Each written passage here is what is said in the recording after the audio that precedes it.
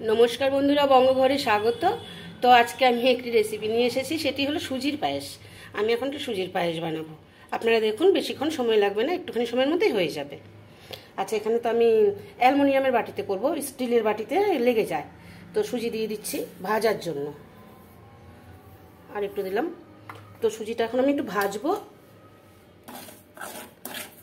ভাজার পর আমি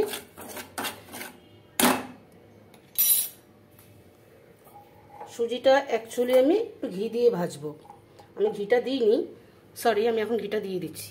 একই ব্যাপার, কোনো ব্যাপার না। আমি ঘি দিয়ে ভাজবো।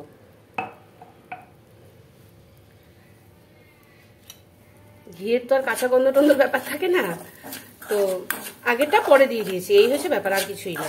তো এটা একটু ভেজে নিচ্ছি আমি সুজিটা, তারপরে আমি দুধটা দিয়ে দেবো।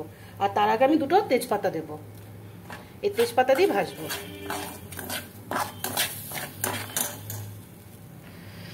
সুজিটা দেখুন প্রায় ভাজা হয়ে এসছে।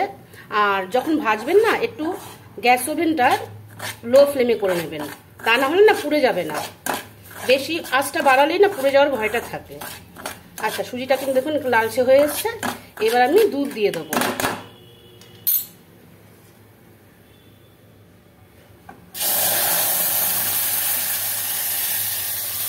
আমি দুধ দিয়ে দিলাম।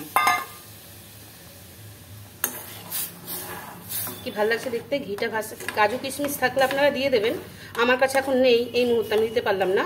কাজু কিশমিশ দিলেও ভালো লাগে। আমি আর একটু দুধ দিচ্ছি,